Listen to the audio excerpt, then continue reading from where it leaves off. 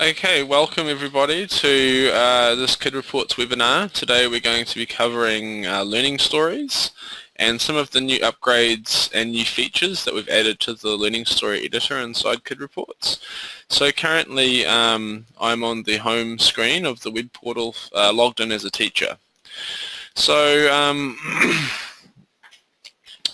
little bit of why we're still upgrading and working on the Kid Reports Learning Story Editor. So learning stories are a New Zealand requirement in ECE, so we've actually had the whole learning stories section developed specifically to allow Kid Reports to sit more in line with the New Zealand ECE requirements. So what I'm going to do from here is go to the learning stories section.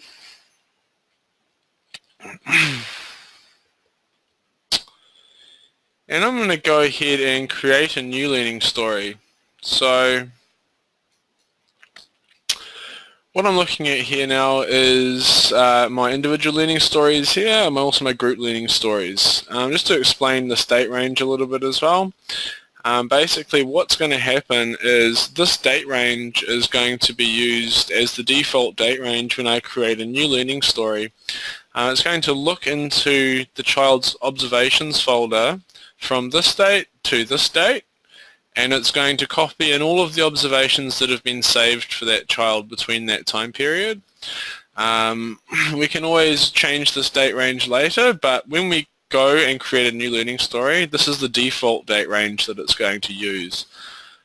Just to demonstrate this, if I go back to June, and give ourselves about a month, and I create a new learning story for Alex, I'm going to get all of my observations that have been saved between those two dates loaded in for me.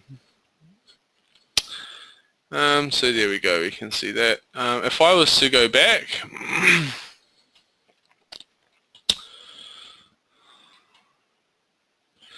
and create a learning story for Alex without modifying that date range,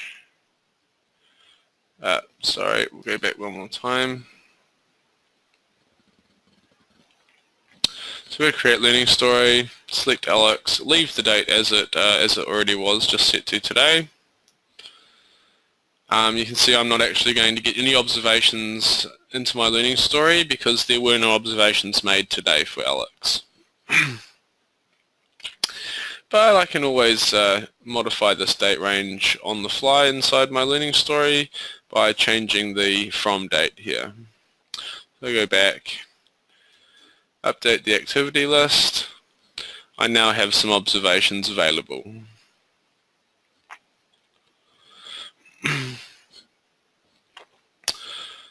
So this brings up a really good point. So we have two ways we can create learning stories with Kid Reports.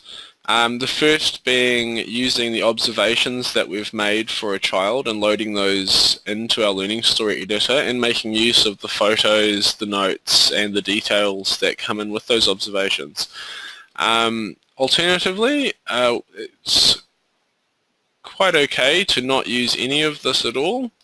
If you do just want to create a learning story from scratch, we can remove all of that. And we can just start with a blank sheet and we can type our learning story. We can add any photos in that we might want to use and pretty much just start from scratch. Before I get too far into making any specific styles or layouts, I'm just going to go over some of the basic controls and some of the new features that we've seen from the new upgrades to the learning story editor. So obviously I'll start with making a bit of a title, My Learning Story.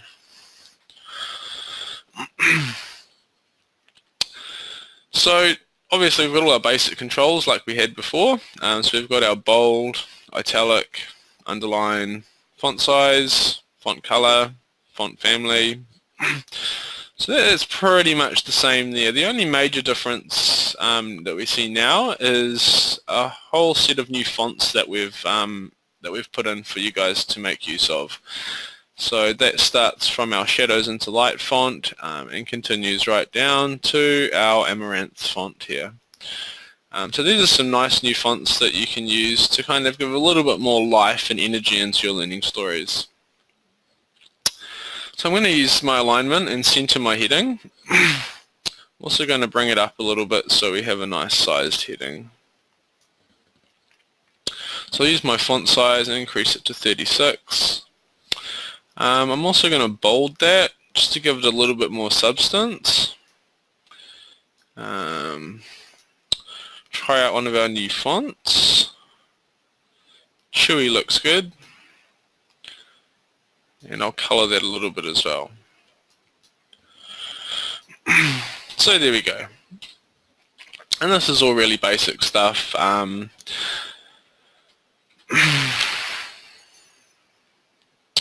So going down a little bit further, some alignment back to left. Oh, and we need to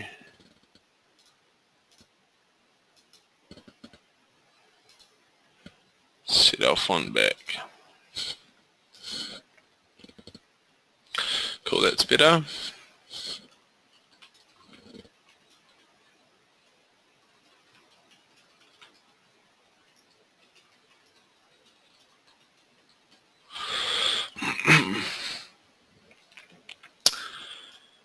Cool, so here I've got a bit of text. We've also got our ordered lists, our unordered lists here, so if you want to add a numbered list, we can do that here.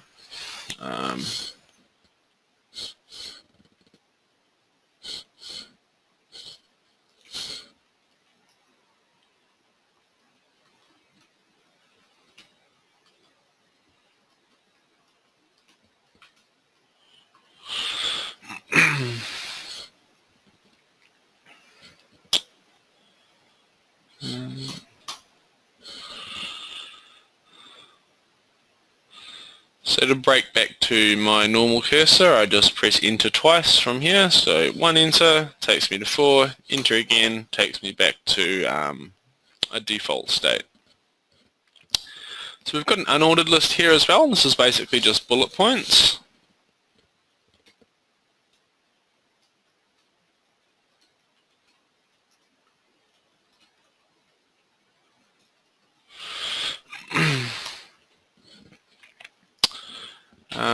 We've also got indentation, so we can increase the indent of a line of text. So just by either decreasing or increasing the indent, we can go right out a little bit if we want.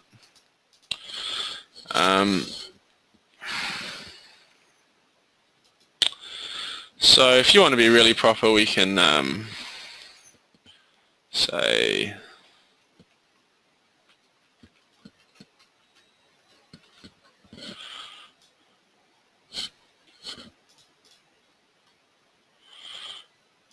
just indent my paragraph there. Oh no, it's going to do the whole paragraph. Okay, so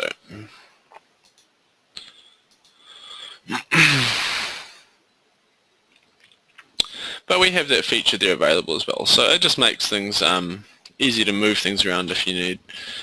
We have a link insert as well. I don't think that's going to be something that's used a lot when creating learning stories, so it gives you the ability to insert a hyperlink or link to a web address. Yeah, it might be good if you're moving to a paperless environment and most of your parents and families are using the online parent portal to view the learning stories. Sure, insert some links. But thinking about the hard copies, if you're printing those learning stories off, I don't know how useful that tool is going to be. We've got insert image. So this gives you the ability to pop a photo in there that you might have stored on your computer, or if you found some nice clip art that you might want to use for your learning story from the internet, you can save that clip art into a folder and you can insert that here. So we'll go and do that now. So we've got a few options. So we can upload an image, we can link to an image, or we can browse, or we can just click in the middle here. So we just click here and that's going to load up our file browser. So we can go ahead and find the photo that we want to use in our learning story. I have a Simba photo here that I'm going to use.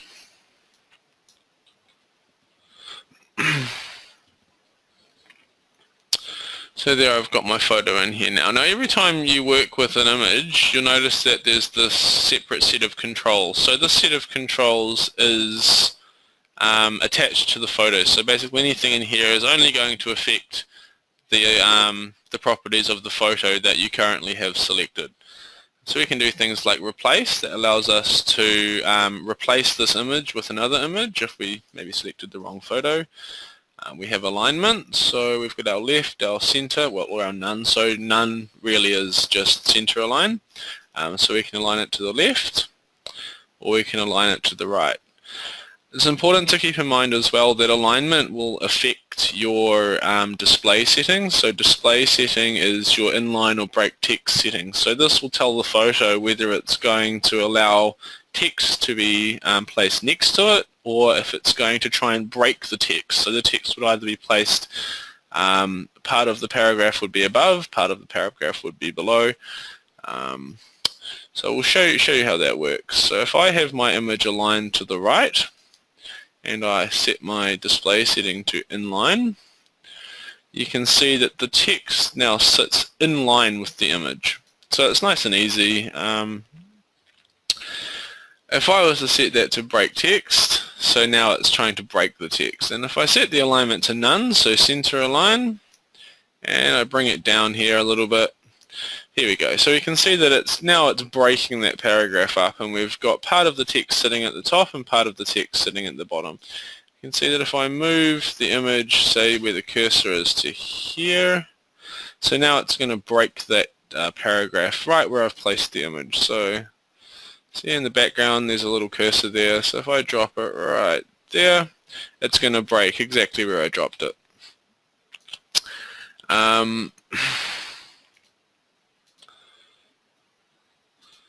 So I think it's probably best to leave it in line, and we'll probably set that at the end. And we'll align that back to the left. So there we go, I can place the image to the left of that paragraph, and the paragraph sits nicely on the right.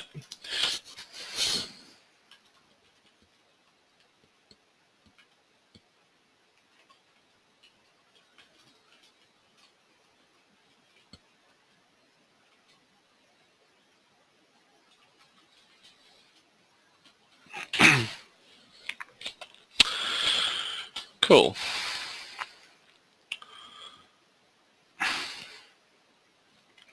So that is pretty much manipulating and working with images. We've also got a change image size, so that's just another way of using these four corners of the image. So when I have an image selected, I can hold my mouse over one of the four corners and drag the image a little bit bigger or a little bit smaller, depending on what I'm really trying to achieve. So I'll just also ignore the alternate text for now. It's not really something that we'd use very much. But another neat feature that we've had added here is the borders option. So we can set the image to be either rounded. This isn't a very good image to showcase this, but we can also set it to bordered if we want as well. So we can have a square border, we can have a rounded border, or we can have no border and keep it rounded, or just leave it as it was.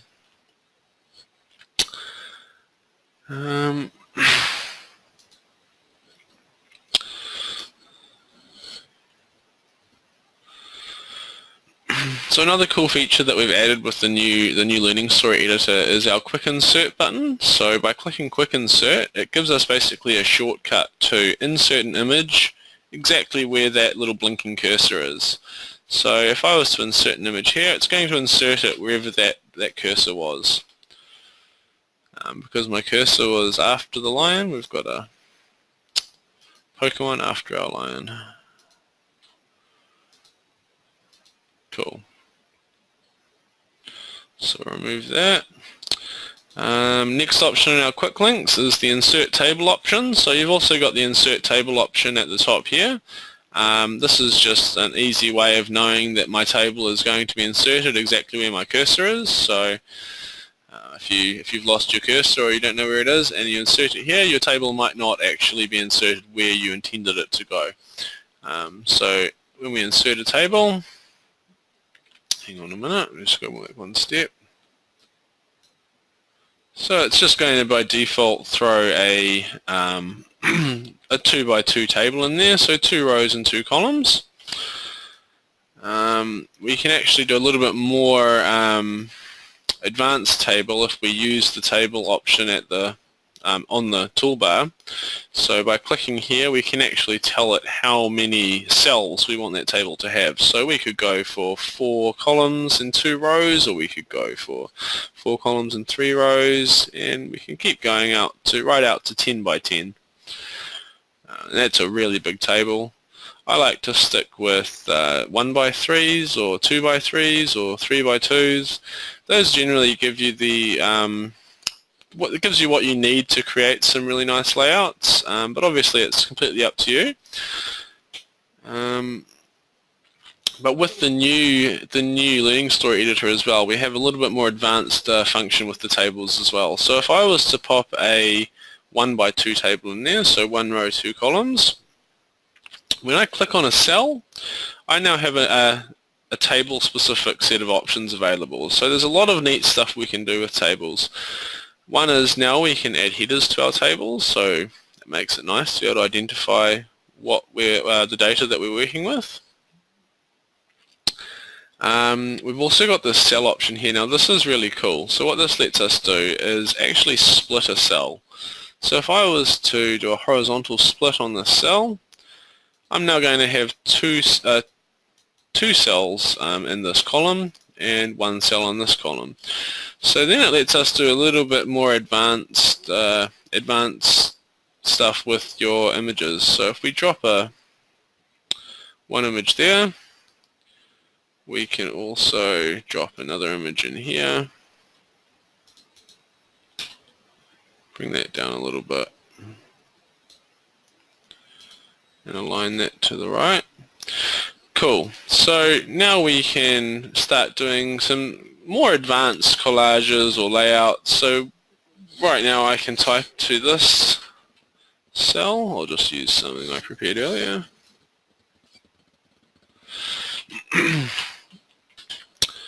So we can split this one horizontally or vertically again. So if I do a vertical split here, we could pop that image there and even put another image there.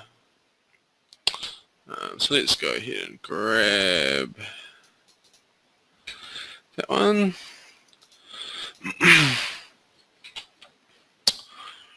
So we now have a kind of an interesting layout. So we've got a collage with 2 images side by side and 1 below those, and we've also got an area here that we can use to type our learning story or type whatever we want to say about those images.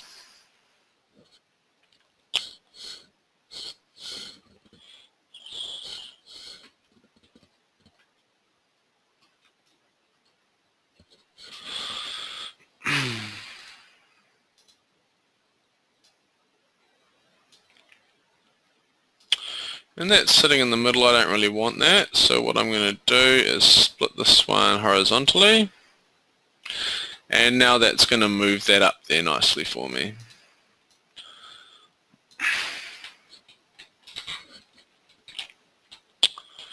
Give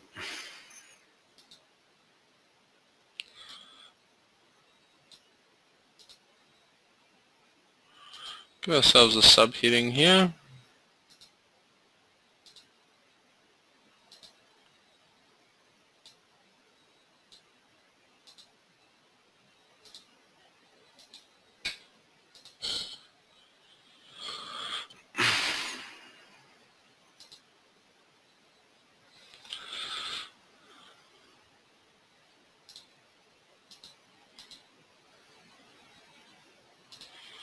So I'll split that again.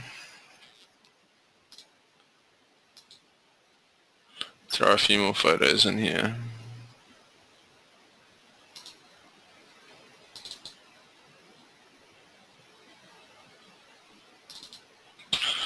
Have a T-Rex, why not?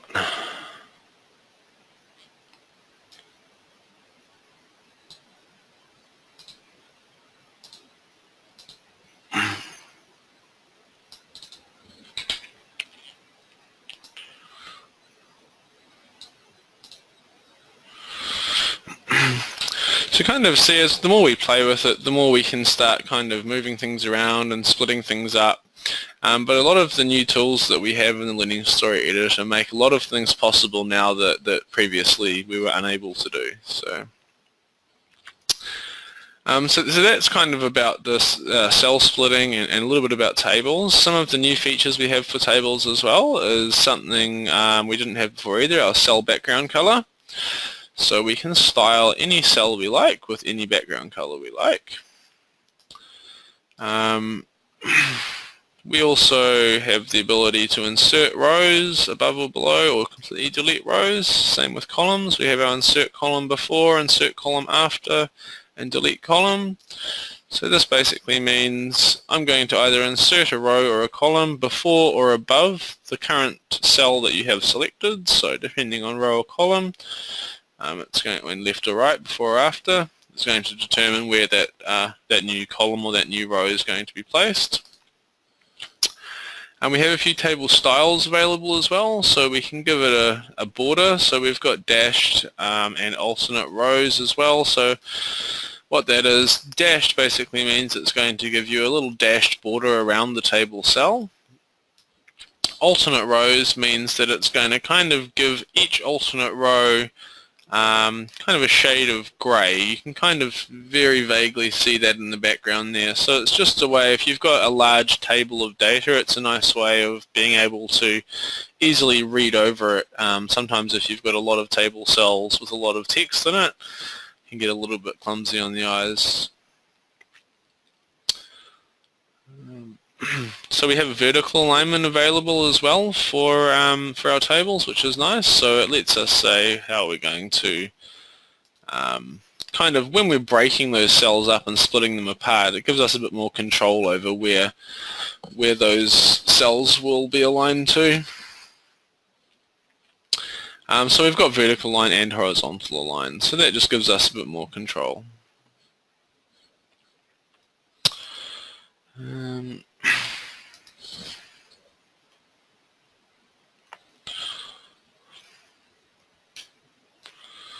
Just going to style this up a little bit.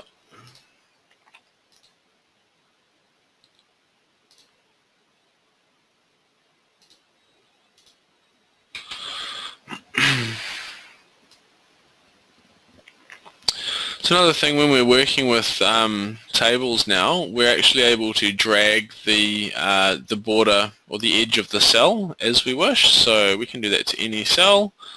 Currently we're only able to do this to vertical breaks in cells, so you can't really do it horizontally at the moment. But it is quite neat because it lets us control how much room you've got to work with when you're typing your learning story. So keep in mind it will squash things up a little bit if you get carried away with that. But we can always just reduce the size of the photo down and kind of even it out a little bit. Yeah, a little bit bigger.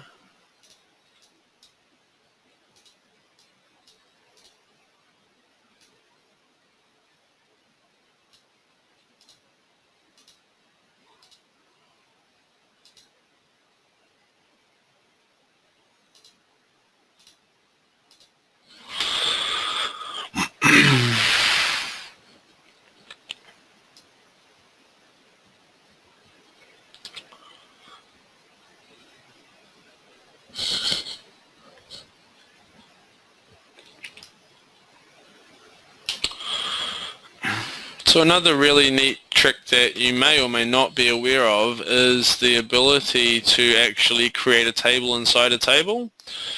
So I'll just demonstrate this now. So what this can allow us to do, I don't know if you like to have a solid color background or anything, but if we put a single table cell here, we can then put everything else in our learning story inside that table.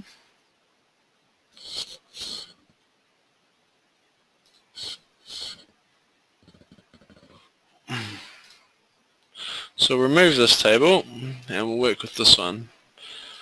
So now, because if I chuck everything here.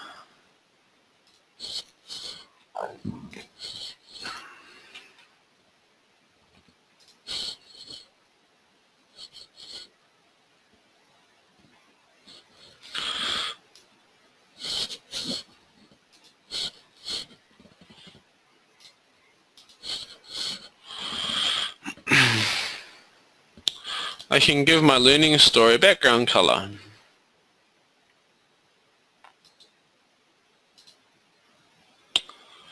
Obviously, we might need to look at the color I've used for this text.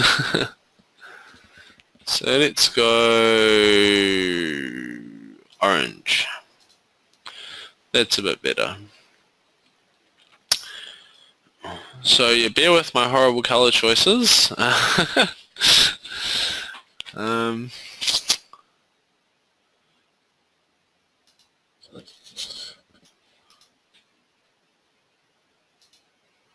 Let's try going that. Might be a little bit better. There we go. Delete some white space.